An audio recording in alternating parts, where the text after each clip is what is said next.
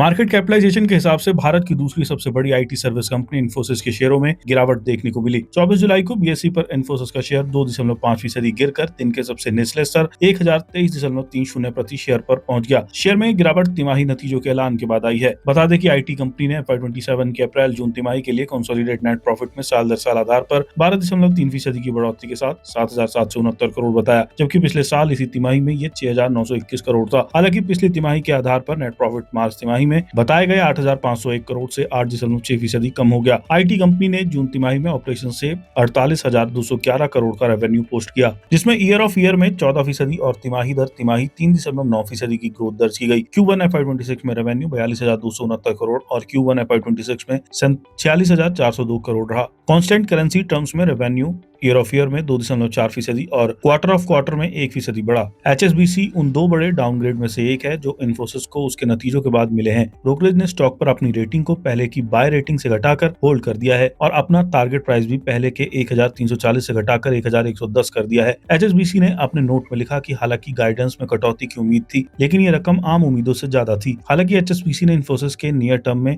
Valuation को सस्ता बताया है, लेकिन उसे उम्मीद है कि नियर टर्म क्वार्टर कमजोर रहेंगे। JP मॉर्गन ने भी इन्फोसिस को उसकी पिछली ओवरहेड रेटिंग से डाउनग्रेड करके न्यूट्रल कर दिया है और स्टॉक का प्राइस टारगेट 1,050 रखा है। रेवेन्यू गाइडेंस में भारी कटौती को बताया और कहा कि ग्रोथ मोमेंटम को अभी कई झटके लगे हैं, जिसमें कमजोर डिमांड, बढ़ता AI डिफ्लेशन और डेमलर में चुनौतियां और energy, utility, resources, services contract का खत्म होना शामिल है। इन्फोसिस का नया ऑर्गेनिक गाइडेंस जो नेगेटिव 0.2% से पॉजिटिव 1.3% तक है, तेज मंदी की ओर इशारा करता है और वे भी मुश्किल माहौल में 0.4% से 1.4% कंपाउंड क्वार्टरली ग्रोथ रेट बनाए रखने पर निर्भर करता है। ब्रोकरेज ने इन्फोसिस पर अपनी आउटर परफॉर्म रेटिंग राय दी है और इसके लिए टारगेट प्राइस 1,109 रखा है। CLSA ने कहा कि गाइडेंस में कटौती निराशाजनक थी, लेकिन EBIT मार्जिन बेहतर थे और ऑर्डर बुक भी स्थिर थी। इसने आशीष कुमार दास को CEO डेजिग्नेट के तौर पर नियुक्त करने को इन्फोसिस के इतिहास में पहला मौका बताया, जब किसी इनसाइडर नॉन फाउंडर को यह मौका दिया गया। नोमुरा ने इन्फोसिस पर अपनी बाय रिकमेंडेशन बनाए रखी है और प्राइस टारगेट 1,290 रखा है। इसने नेगेटिव रेवेन्यू को क्लाइंट स्पेसिफिक